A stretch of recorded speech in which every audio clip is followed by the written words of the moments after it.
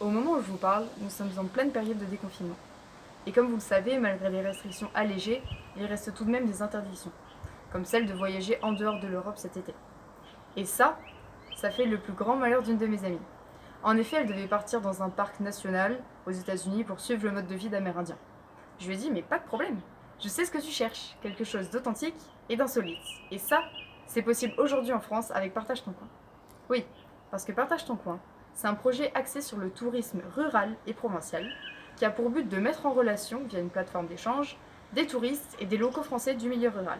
Comme ça, ils pourront, entre eux, planifier des visites. Par exemple, je suis un touriste. Je passe des vacances au Pays Basque, mais je ne connais absolument pas cette région. Pour autant, j'en ai assez d'assister à des visites guidées qui sont à mon goût trop longues, où il y a trop de personnes et trop d'informations pour que je puisse tout mémoriser. En fait, je crois que je cherche quelque chose de plus personnalisé.